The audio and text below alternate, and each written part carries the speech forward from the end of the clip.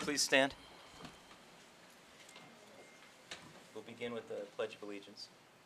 I pledge allegiance to the flag of the United States of America and to the republic for which it stands, one nation, under God, indivisible, with liberty and justice for all. I'd like to ask everyone to remain standing for a moment of silence for the passing today of Norman Bashaw, the father of our school committee member, Tina Zapantis.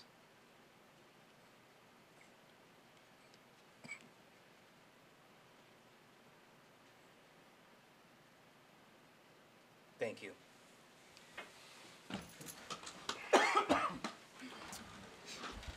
I would like to ask the committee to consider taking the agenda out of order so that we can begin with our celebrations.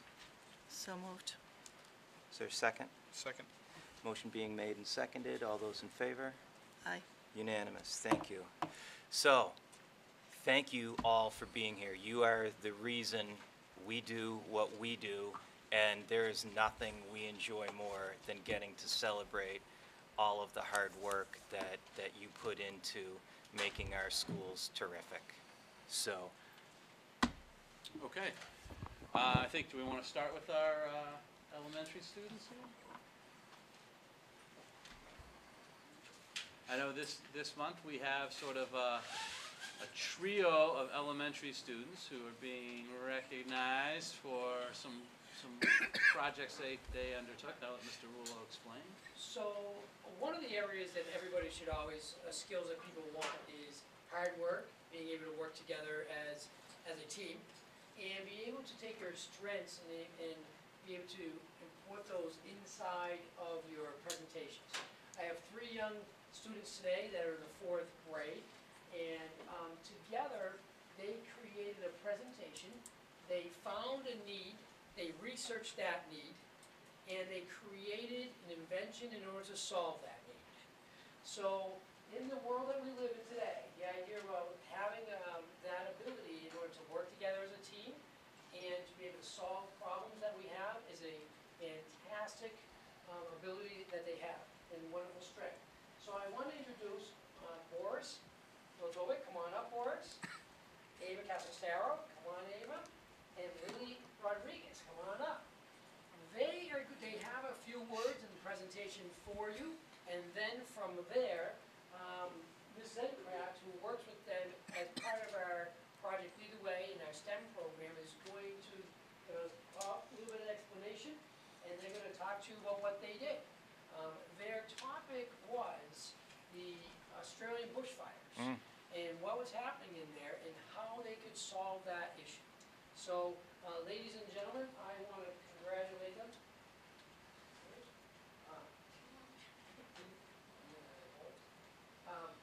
So they each have certificates given to us, and then I'm going to ask them to do a small presentation for you.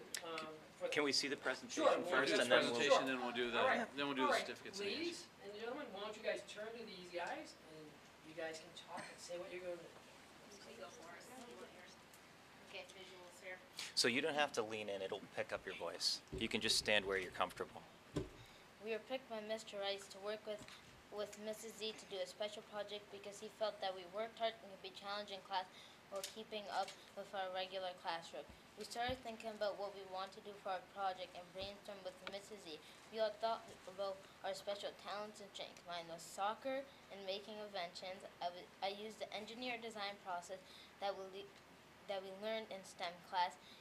I used my Project Lead the Way book to draw my invention and research ideas. We thought about what was going on in the world and what the real problems were. We decided on researching the Australian bushfire. I wanted to make an invention that would make it rain more often to put out the fires. I made a design and then a prototype. So this is my prototype of what we were trying to actually make, and what it's supposed to do is that this is supposed to gain all the water, and this is simulating the water going onto the fire, so it would make the ground more cool and hopefully make it rain with the evaporation. And I made it on a moving vehicle so it could cover more ground. My talent is reading, writing, and dance. I thought of making the story about our process and what we did throughout our time here. And I used key facts about the bushfires. In writing, we learned about text structures, and I picked problem and solutions because that is what this is about. It's about a problem that we are trying to fix. And I followed my tide, a writing process that we use. We discussed many possibilities, but when we picked the Australian bushfires, I knew that I wanted to use my talents as an illustrator and illustrate our book. And this is a book that we did. Thank you.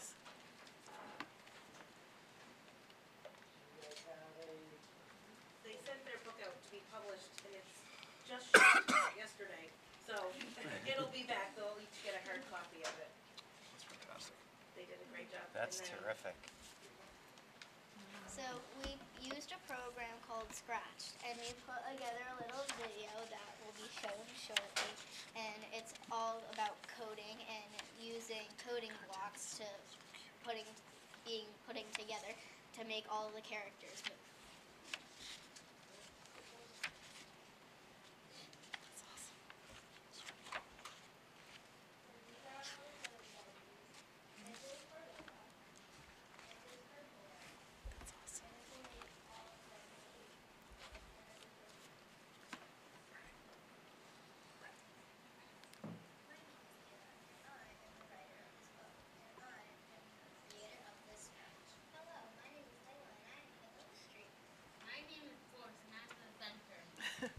Let's teleport to Australia.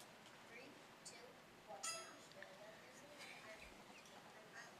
On that island, there are a lot of kangaroos and koalas. But what has happened is all of the green bushes and trees are dying, and they're turning into a little something like this. In Australia, there are many animals being killed from forest fires. To be exact, about 1 billion animals, mostly tree rats, kangaroos, birds, wolves, and koalas. Fires are made by three things: oxygen, fuel, and climate. We are not making fires, so what is it? It is from lightning, drought, and heat from the sun. So when the sun goes down in Australia for the night, it cools the ground. In the morning, it gets so hot the fires start up again. For our invention, we are making a climate ray. It will change the climate and keep the ground moist. This is only a prototype for now. The climate ray will eventually make it rain, making ground a little cooler. When the climate ray detects it's getting too hot, it will notify people that it is too hot. We're going to do a climate ray that is in one spot, but we want to cover more ground, so we put it on top of a moving vehicle. This invention will put the water on the ground, then it will evaporate and create a cloud. Then it could rain and cool everything down. And that's the end of our story.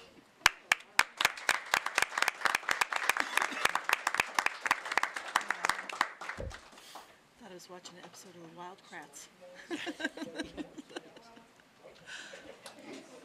we made these t-shirts to promote our design and help the wildfires. And if we actually put these out on market and we got money for it, we would donate all of the money to the bushfires and help save all of the animals.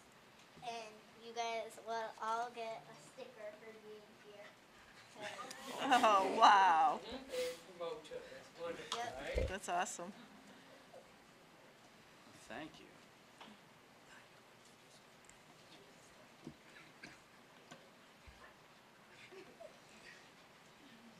Thank you. I'll wear it proudly.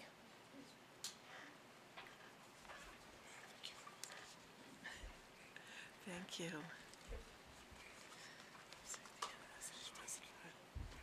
That's adorable. So as everybody can see, the idea about research, doing the writing, working together as a cooperative group, it's all involved in this group here that they have.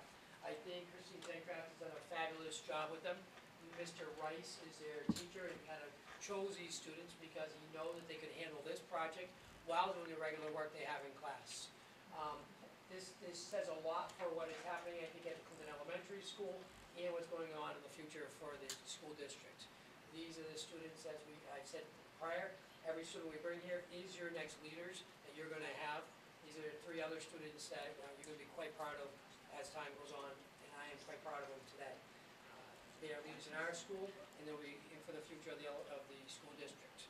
So I think they did a fabulous job. Me too. We do have some certificates for you guys here. So can I just say, while you are getting ready to get your certificates and while our stickers are being passed out, Margaret Mead, the naturalist, said something to the effect of never doubt that a small group of people or an individual can change the world, because in fact they're the only ones that ever do. So thank you for representing the Clinton Public Schools, and thank you for doing your part to save the world. So you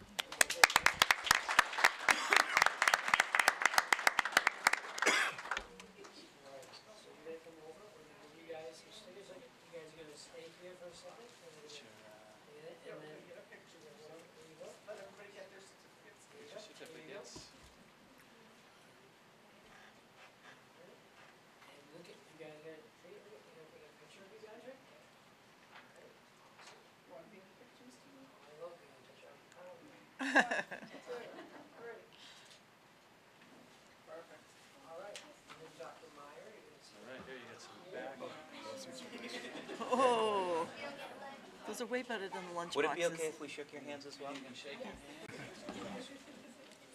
Great job, great job. Congratulations, awesome job. You've got a great That future. was awesome. Congratulations, great job. So it was like watching the lab rats. Thank you, Mr. Rulo. Oh, you're Thank you, very Mr. welcome. Good job. I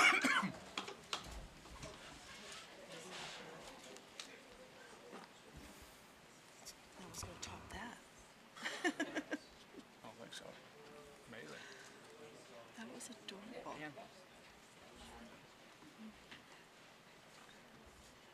Ms. Sargent, do you want to come up and do the middle school student of the month?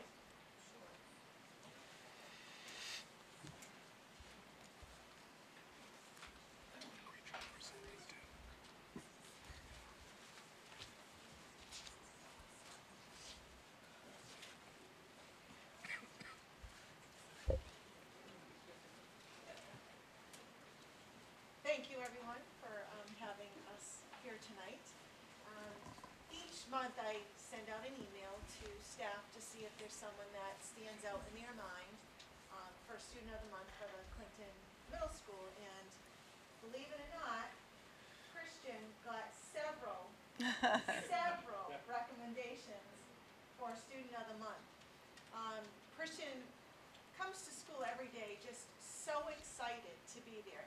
It's just like the best place for him to be, I think. He is like the mayor. He knows everyone. He loves to greet people. He loves to talk about the Patriots. He knows more information about the Patriots than anyone I know. But his kind, caring, and compassionate way, when he sees somebody that he thinks needs a little picker-upper, he's there. When somebody drops something, he's there. He just always seems to be at the right place at the right time and can put a smile on anyone's face. So some of the comments that teachers made, okay? For the past 2 school years, it has been my privilege to have Christian Polino as a student in 7th and 8th grade. Christian is always asking me, other staff, and his fellow students, how are you today? He listens to the answer and shows genuine caring. He lights up the room with a smile and often offers a fist bump that brightens many people's day. Even when schoolwork can be difficult, Christian tries his hardest. He is a dedicated student and friend. I cannot think of anyone more deserving to be recognized as the Clinton School District Student of the Month. That was from Miss Clark. Okay. Oh. Yeah. Are you nervous? So then Mrs. Scavone had the same comments about positive, enthusiastic. He's flexible, and he will do anything that he's asked, but more importantly, he brings humor to each and every day, to each and every class, and every language section that he has with him. Another teacher who just met Christian for the first time this year as an 8th grade homeroom teacher and our Project Lead the Way teacher said she had the best time with Christian. He went to the Washington, D.C. trip with us, and he was on bus 2 with Mrs. DeSessa. And he just made the ride that more enjoyable. With his sense of humor, his jokes, and just talking to everybody. You know, sitting and talking with the different kids and asking them how they're doing, are you enjoying your trip? So Christian has a calm temperament, and he is able to ride the waves of middle school chaos brilliantly as he navigates through 8th grade. He is a Patriots superfan and never tires of talking about his beloved football team. It's my pleasure to teach Christian. Congratulations.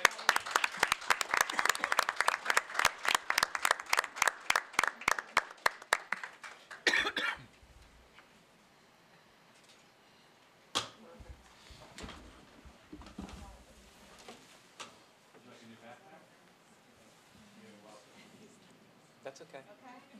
That's all right. Congratulations, Chris.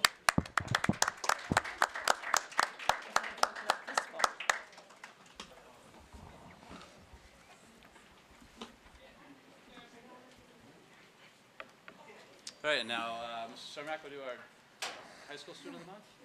A little assist from Mr. Murray. Mr. Murray, so back in January, Mr. Murray and I, Mr. Murray emailed me, went back and forth on a bunch of emails. I tried to keep this short and concise, but wanted to get the full picture, and we talked about it, so I just want to read you this, and we'll go from there. Mr. Murray wrote to me, he said, every year I have my students write letters to state legislators about issues they are passionate about. They find a bill that is currently being proposed, and they explain to the legislator, why do you think the bill should become law? Last year, Elian Montas wrote to Representative Speliotis, thank you, to support Bill H-2926, which promotes the use of biodiesel to reduce greenhouse gases. Representative Speliotis was so impressed by his letter that he emailed Elian inviting him to testify at a hearing at the State House in support of this bill. However, Elian told me that while he would like to attend, he is unable to because of midterm exams. So this is back in January. After some rearranging of his high school schedule and his exam, we were able to get him to go to the State House. On Wednesday, January 22nd, Elian was invited to testify before the Committee on Telecommunications, Energy, and Utility at the State House. After listening to testimony on a variety of issues, Elian was called to speak. After 3 hours of testimony, the representatives and senators had begun to become a bit antsy and disengaged. When Elian came up to speak, however, they hung on his every word. He spoke in support of Bill H-2926, which promotes the use of biodiesel in the state. The chairperson told Elian that she was impressed that someone his age would be willing to come and have their voice heard before their state government. Another representative asked to use Elian's testimony to support another bill to demonstrate that young people in our state do care about what happens at their state house. What Elian accomplished that day is something that most Massachusetts citizens do not do. Testify publicly in front of members of the government about issues that are important to them. Congratulations to Elian Montas, as the CHS March Student of the Month.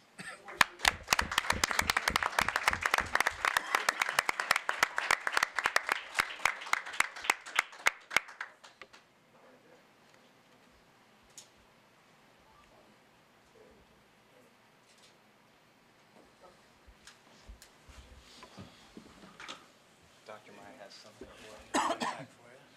Congratulations, nice job. Well done. Congratulations. Congratulations. Thanks. Keep it up, keep that fire. Thanks.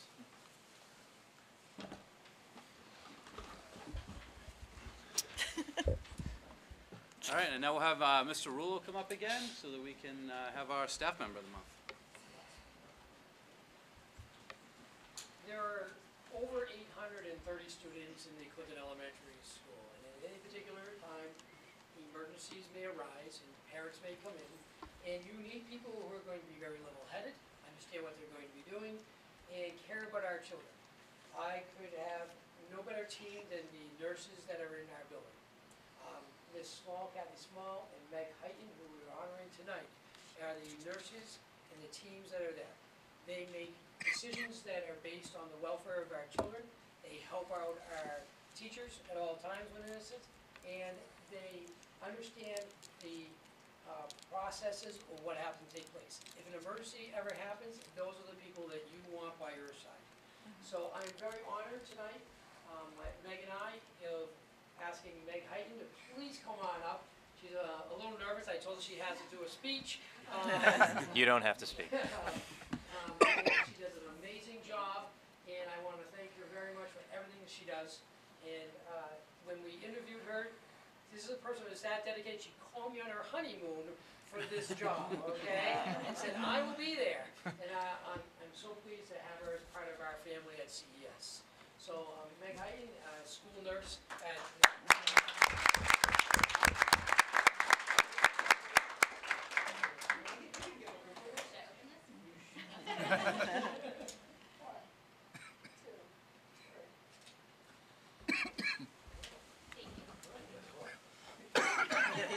The backpack. You get a backpack too. It's like Oprah, everybody gets a backpack. Thanks for everything you do. We'll get them for Christmas. Congratulations. Great job. Thank you for all you do.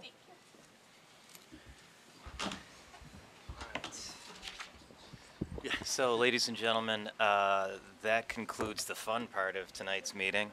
The rest is business, business of the Clinton Public Schools, and you're certainly welcome to stick around, but we would not be offended if you chose to take your leave at this time. I will say, kids, once you patent this invention, I would be happy to demo it on my lawn. So keep working. Congratulations, and thank you all for everything that you do for the Clinton Public Schools. Thank you. This little one here is going to be our next media one. She's videotaping everything, taking pictures. She's adorable. They were so calm. Just did such a great job presenting.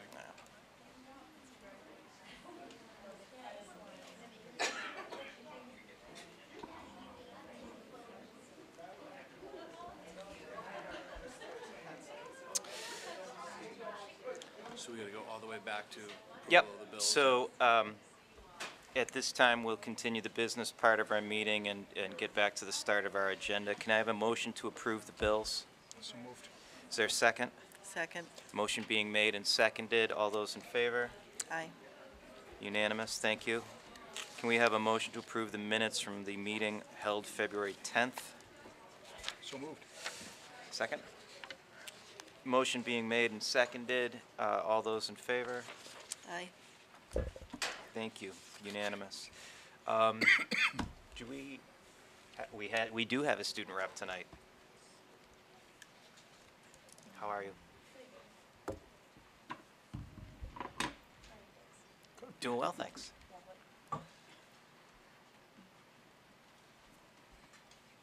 Good evening.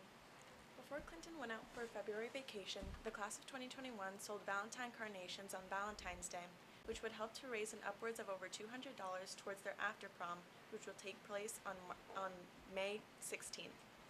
Clinton High Student Council will be running a blood drive on March 12th in the school gym. Students will be able to sign up during their lunches and via the Student Council Instagram. The community can sign up by emailing gillisgive@clinton.k12.ma.us. The CHS class of 2021 will also be hosting a chicken shoot at Turner Hall, where 100% of the proceeds will support their junior after prom event. Tickets can be purchased through the parent of a junior or will also be available at the door. In addition to the numerous meat prizes, there will also be raffles and a door prize. This will take place on March 15th, and doors will open at 1 p.m. with $10 a ticket. We hope that everyone had a restful and enjoyable February vacation and feel ready to come back and work hard. Any questions for Sophia? Nope. Thank you very much. Is there anything from the PTA tonight? No. And Kelly's not here, so we have nothing from CPAC. Anything from the CTA tonight?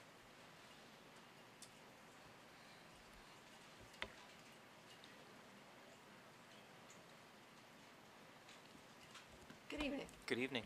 As we plan for the Student Opportunity Act and the state visit, I believe that the teachers, the admin, and the school committee all have about the same goals and objectives. The CTA members are eager to help and look forward to becoming involved.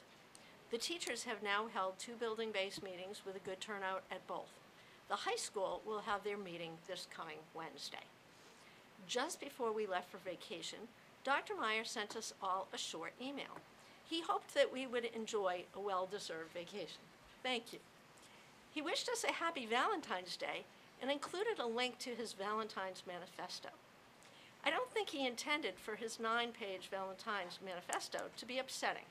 However, it did upset a lot of teachers, as I received 50 emails during vacation. Vice President DeSeza and I have a regularly scheduled meeting this Thursday, and we look forward to addressing those concerns later on in the week. Thank you. Thank you. Do we have any public comment? There being none, thank you.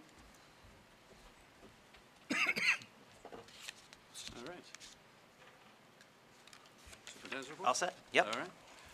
So the first agenda item we have is academic achievement. Academic achievement is our update from the strategic plan. And so we had basically three main objectives in there. The first one was to develop and implement best practices for instruction to support all learners. And some of one of the key steps that we did for that was the Unified Faculty Handbook that we promoted at the beginning of the year. Also doing that through a lot of the professional development that's currently going on. To align and enhance curriculum with the Massachusetts curriculum frameworks. And same thing, there's a lot of professional development going on with Looney Math, particularly in the math content area, to make sure that we're getting that vertically aligned scope and sequence of instruction. Also opportunities such as WIN to challenge and provide remediation for students.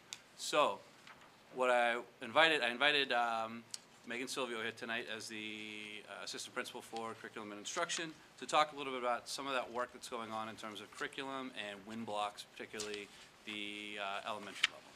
Thanks for being here. Sure. I mean, nice little. Of course you did. Thanks, Mike. Outstanding, thanks.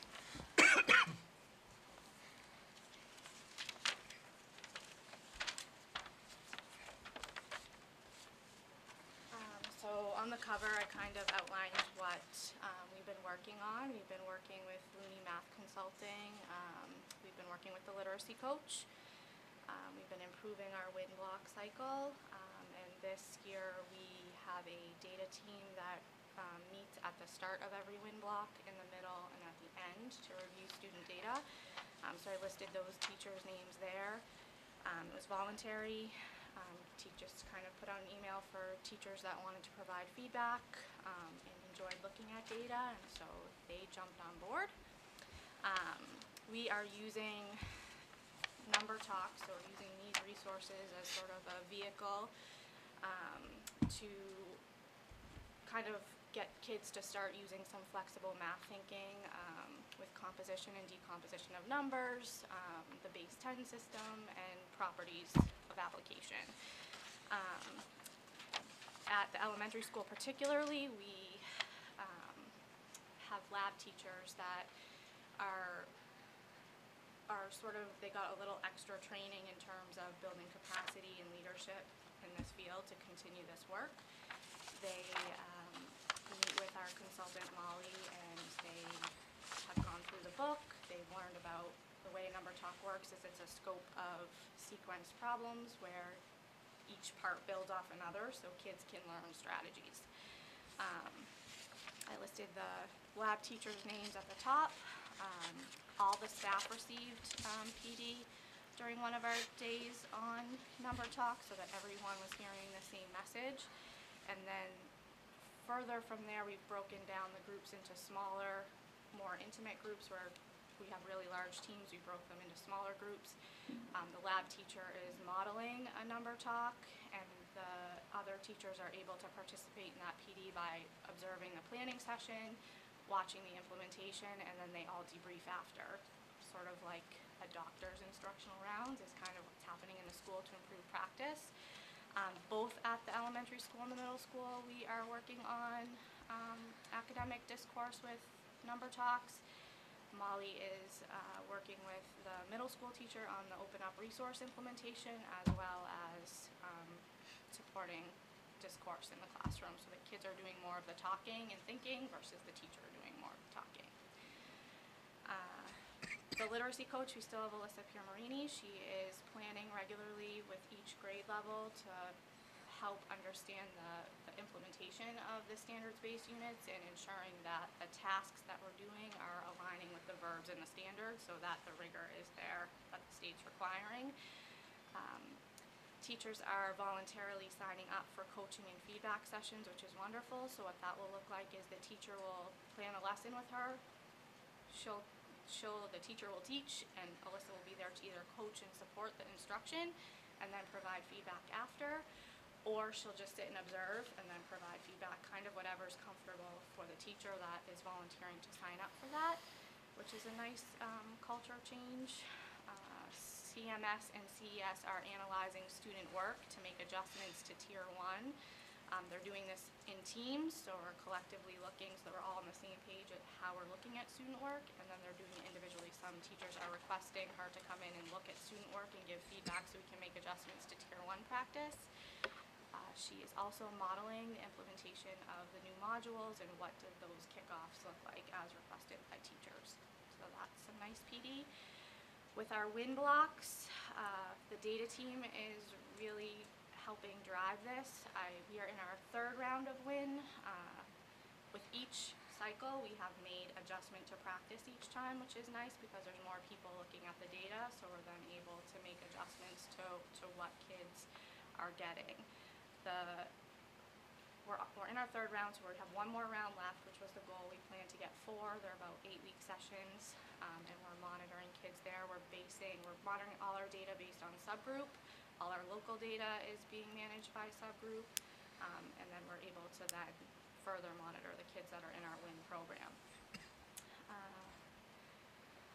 Kindergarten will start a WIN block in March based on recent data, so they just have their DIBELS for in the fall, or in the winter, sorry. We believe that reading is the most important thing that we do for students, so we're going to focus our WIN time on catching those kids early, and we're going to implement a WIN block there in March. Grade 1, we have implemented a walk to read model during round 3 based on some Tier 1 adjustments as well as Tier 2 adjustments. So what we have happening there is there's approximately 11 staff available, and so there's 85 students working in a small group at their instructional level where the teacher is able to really target the needs. They're not working with necessarily their classroom teacher, but each teacher is taking a group of kids and they're able to give immediate feedback. So we just kicked that off right before vacation, so we're kind of still working through that, but the kids are engaged because they're getting direct feedback. So we're excited to see how that works. Our WIN reading teachers are servicing 11 grade 1 students right now. We have 26 students being serviced in grade 2, 24 in grade 3, and 20 in grade 4. And we are moving on to round 2 and do the math. So round 3 in reading, round 2 and do the math. And we are servicing about 30 students, grades 2 to 4. That's where we are with that. Any questions? Any questions for Mrs. Silvio? I didn't bring stickers, but I brought. She brought something I was far really more important, tangible evidence of the tremendous growth happening in the Clinton Public Schools, Mr. Bailey. I hope that you save it because I had to learn how to make the brochure. See, I get it, you meant to stick it. Put it on the refrigerator. So the number talks, that, do you see that translating to classroom practice yet? Yes, so some teachers are definitely more comfortable than others in using it, but it is what we're using as our CPT time, where teachers are reflecting on how's it going. We're kind of troubleshooting as we go in between the times that Molly comes. I have definitely seen it in my observations in the classroom. I will say student engagement is good. I think if you ask a lot of the teachers, they find that their kids enjoy it. Everyone, or mostly everyone, is participating, and even the ones that might be a little reluctant to share their thinking. We're embedding strategies where kids are able to turn and talk to a partner and not say necessarily what they're thinking, but what the partner's thinking. And some of the practices that are embedded within a number talk are translating to other areas of the curriculum, in terms of like PLA, just how we answer questions, how we agree and disagree with each other, how we defend our thinking and not defend our thinking. Yeah, no, I think that metacognition with regard to mathematics, thinking about what you're thinking and how you're processing is so important to be able to master the standards in mathematics and sort of set that foundation for when math becomes abstract. Right. Some of the feedback I got just today at a CPT meeting is we do application problems, which are pretty rigorous. This is from a first grade teacher, and she said a lot of that thinking is translating through to that, even when they're working through those word problems. So that's exciting. Well, thank you for leading this effort, and please pass along our thanks to the teachers that are actively working with you, and hopefully we can encourage more to do so. Excellent. All right. Thank you. Thanks. Thank you. So that was pretty much the update for the academic achievement. The last one on there is just talking about standardized tests and increasing enrollment in advanced coursework, such as AP and dual enrollment. We've heard a little bit about that already with the work we're doing through Mass Insight and some of the things with the changes we made to the program of studies and the early college program. So the next agenda item was the DESE multi-tiered system of support. So there was about 7 of us who were able to attend the DESE multi-tiered system of support planning institute the week prior to vacation. We were also accompanied there by Tom Lamy, who is our basically our representative to the DESE statewide system of support. So he was there to attend for Clinton. So he was there with us through the whole time. So what I've included in your packet is sort of highlights, I guess, of sort of what the tiered system of support is. And you can see there's kind of a visual, a few pages in there, and you can see it talks about different things, like it's a tiered system of support like you'll hear about in the wind blocks. And when Meg was just talking about doing interventions, that's what we're talking about, where those are going to be tier 2 or tier 3 targeted interventions. So tier 1 is really that universal support, that's that instruction that happens in the classroom. Tier 2 and tier 3 are when a lot of times what we're using for those wind blocks or other types of things. You can see around the kind of the schoolhouse there's the academic component to the tiers, the behavioral component to the tiers, and the social emotional, which we've been working a lot on social emotional learning this year and trying to fit that into this type of framework. So we feel like multi-tiered system of support, this framework, what it does, it helps sort of, when you read through the whole thing and really try to start understanding it, it helps sort of organize and categorize all the things that we're doing. So it doesn't just seem like, hey, this year we're doing social emotional learning, and hey, next year it's going to be PBIS, and hey, the year after that it's WIN blocks. So it's all encompassing. It's part of one framework that all has to kind of work together so we can meet the needs of all learners. And I think that the overarching idea here is that you have a universal design for learning and you're providing equitable access for all students. And I think universal design for learning is really something that I think we're going to have to sort of take a step back and really start using as a foundation for professional development as we kind of start looking forward to the future.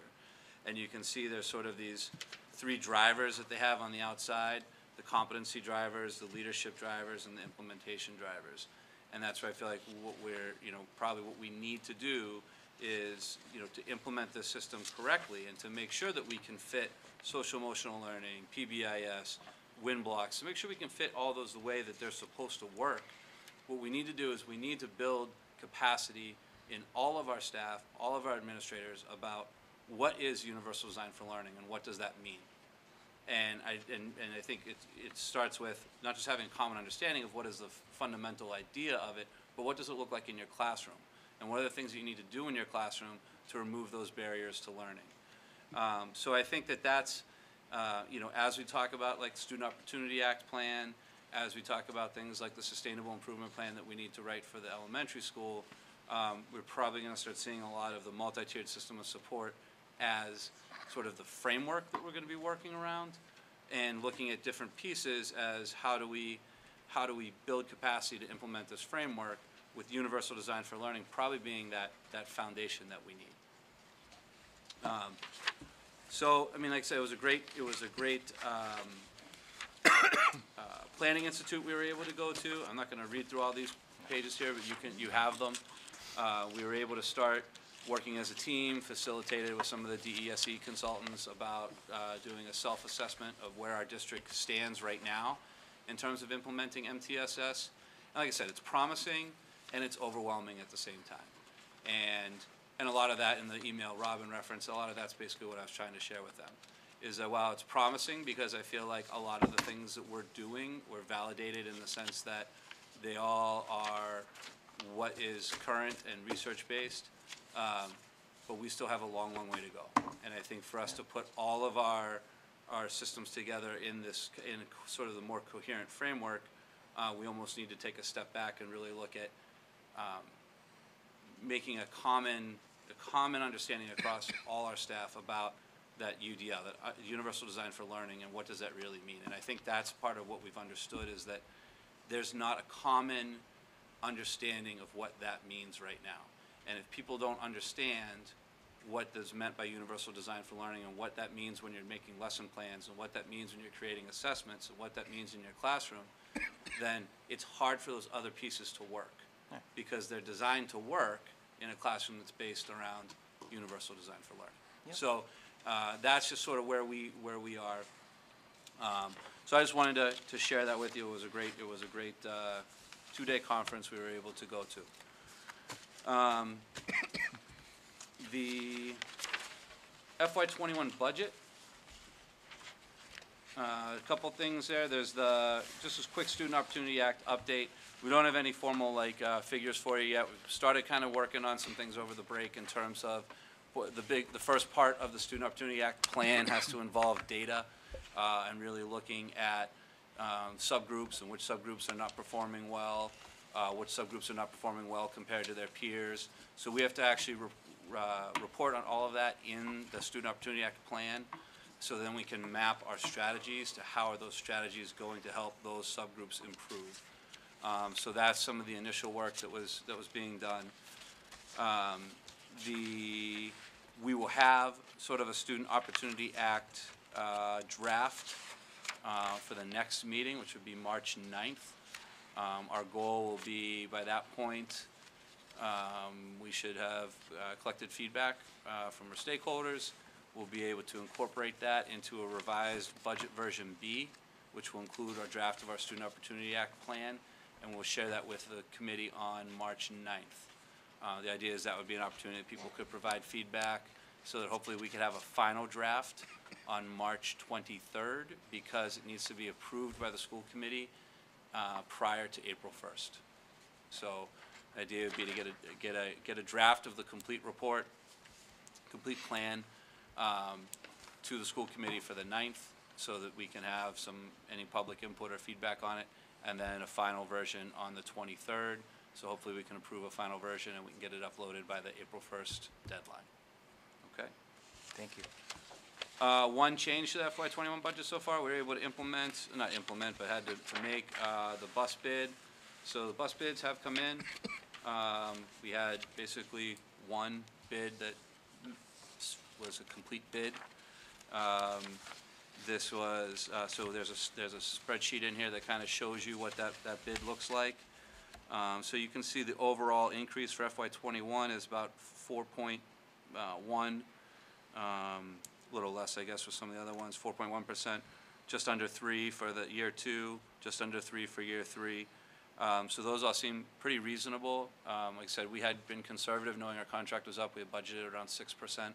So we were able to take some money out of the budget for the next round by getting the 4.1. Anything under the 3 for years 2 and years 3 there is pretty good. The two option years you'll see are a little more of an increase, 5.81 and 5.49. Those are option years. We do not have to pick those up. So if we decided that we wanted to go out to bid again, but we might want to just see what you just check different factors. What's the cost of gas at that point? What is the economy like? Those say, are we really going to get any other bidders? So there are different things we can assess when we get closer to that point. But I think overall it's a pretty fair bid for it's definitely a fair bid for the first 3 years. And I'd recommend that we accept this bid. Would someone like to make a motion to accept the bid? I'll make a for the motion bus to accept contract? the bid for a 3-year contract. Yep, with the it's two optional, 2 extension years, yep, that are our option. Everyone clear on the motion? Is there a second? I'll second it. Any discussion? Yep. That's still, last year, still the same stuff from last year, especially save money if you, right now we have stocks that are probably within the mileage rate. Yes, there was no change to any policies or anything yet of like who would get picked up where, nothing like that. It's basically bidding, it was bidding pretty much the same conditions we run, yep. So is there any benefit to outsourcing, it's not outsourcing, but seeking different vendors for the special ed routes or the vocational routes, or is that I think- commensurate with? So I think with the vocational route, I wouldn't think there would be much of an opportunity there. You can see it's basically built at the same rate as the regular route, and it's Right. kind of like, the way they're able to do that is we have less of a need for buses at the high school level, right? So the buses that go to Assabet from Clinton come back and do elementary runs for us. Okay. So it's kind of all sort of, even though it's built a little differently, it's part of the same fleet, right? So it's able So to. you're just paying for the extra time? Right, with just paying the- for with that that run? So and then, special education, if you remember, we did do a bid last year for our out-of-district special education, and actually it was, D came back as the lowest for that as well. So they have our out-of-district as well, so I think they've been pretty reasonable for us. Okay. And the mileage and wait time, those figures are there. Those aren't concrete figures. Those are like, what we do is we give them a approximate number of miles for our extracurricular activities with an approximate amount of wait time, and then they bid that. So it's just to kind of put it in perspective based on what we would anticipate. But those numbers would vary depending on, if we added additional sporting events or did more field trips or did less field trips. So that includes all of that in there. But it's more just a way to get a context that's based on the mileage and the wait time we anticipate, what would you bill us at? Okay. Any further discussion? I just have one question. Steve, when we had talked about this roughly probably a month or so ago, we were gonna put a question into them around security of the fleet when they're in the parking lots. So it was in the terms of the bid. Okay. So in the new contract, it's gonna be that they have to make sure that they're secure. Yeah, Fantastic. so we built that into the bid, Okay. so it was a requirement they had to bid to. Thanks Very for good. bringing that Thank back you. up. Any other questions?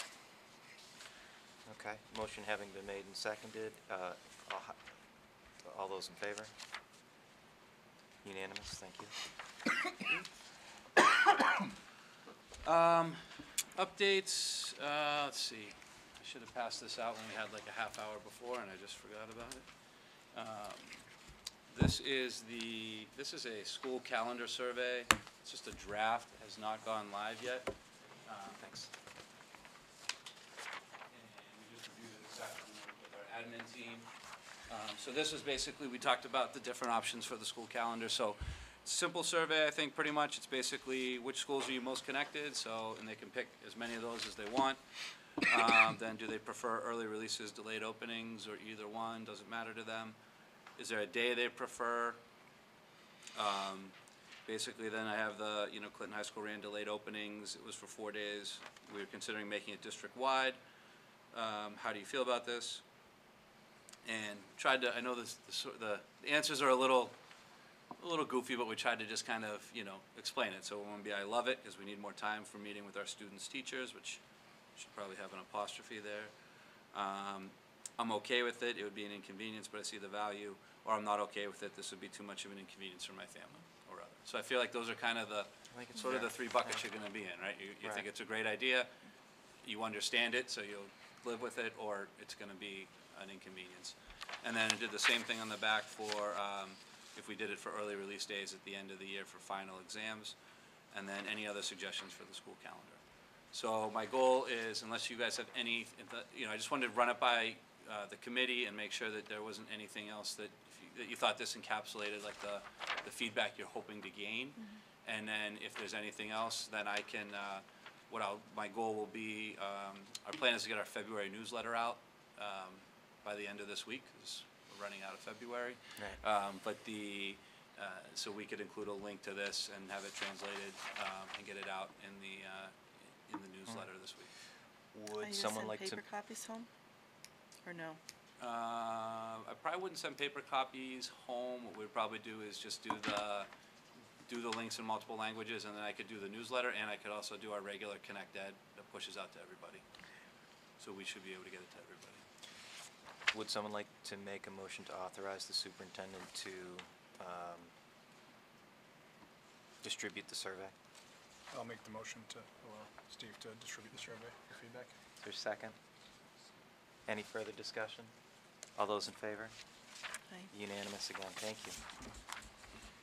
All right, and then Human Resources, just a quick update. I think the meeting has been Thursday. scheduled for Thursday, the 27th.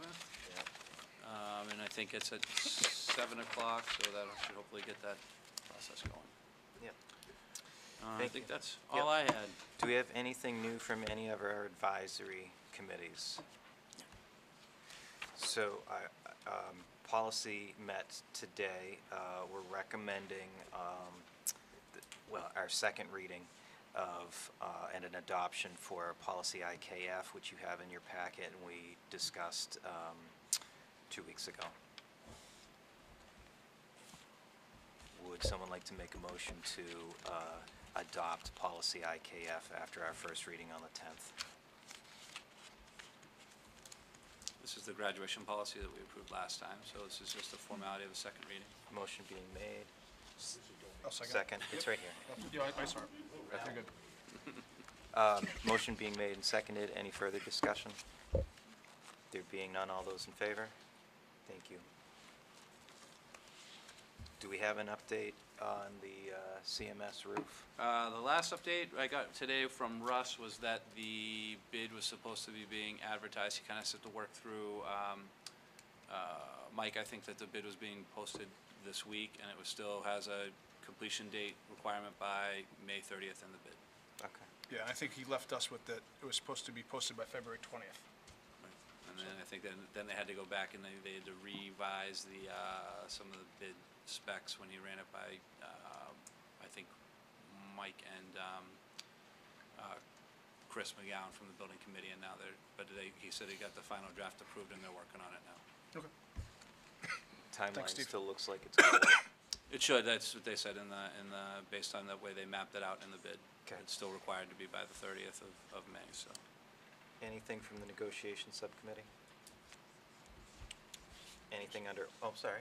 No, you're We good. Anything met, under I old mean, I'd say business? the only thing we could Just say that is we met Yeah. to just set ground rules with the instructional assistants and just to And get rescheduled the two ball follow-up rolling. meetings, Yep. so. Anything under old business? I'm sorry. Yeah, we agreed to meet. Anything under old business? Anything under new business? I do have a letter to read under new business. Please. So this letter's from Emery Sargent. It says, "Dear Dr. Meyer, this letter is my official notification to you and the school committee that my last day of work with the Clinton Public School System will be June 30th, 2020. On that day, I plan to retire. After working for the Clinton Public Schools for the past 36 years, I must say I've grown a lot as a person and as an individual who is able to work with a set of different colleagues. I want to thank Clinton Public Schools for the opportunities that you have given and trusted me with over the past 36 years. I have genuinely enjoyed the time I've spent at the school.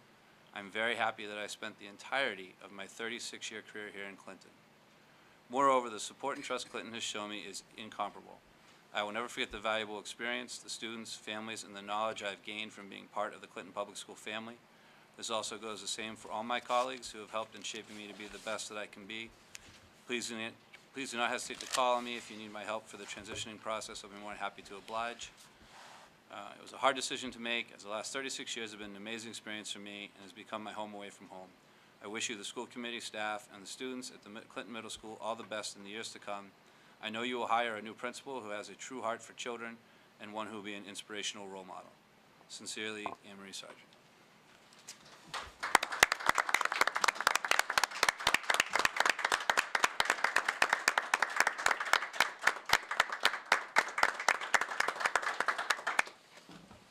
So let me just say, thank you, Mrs. Sargent, for the unfailing kindness and the tireless effort on behalf of all of our kids, And thank you for being a tremendous asset to our community. Anything else under new business? I guess one last thing. I do think that we will have a representative from the selectmen Yep. planning to attend our next Yep. school committee meeting, so Yep. we'll put that on the agenda. But I think the point is to kind of revisit the Answer any discussion of questions the around the fire station. Yep, So just so people are prepared, so if you have those and want to be prepared for that, we decided that it would be better to put it on an agenda and have it as an item that people can be prepared for. Steve, do Okay. we have any idea if they're prepared to come share anything with us, or is there anything particular about them coming that we're gonna learn new, or? That we I know don't of? really know yet. Okay. I don't know exactly. I think it's one of the members who would be on the subcommittee that they're trying to form that's coming to kind of talk about what their goal Be is, able I to think. answer And any I think we questions could that we just have. say, you Also know, if just- that's the goal, then We had sought some Yeah. clarity, so Yeah. it was, Yeah. it's an opportunity to place to provide start, that yeah. clarity. Cool. I've got nothing to add. There is an article.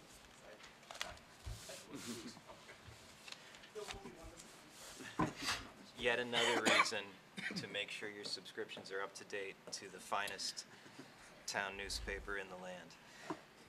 Anything else? Motion to adjourn. So So moved. moved. Good night, everyone.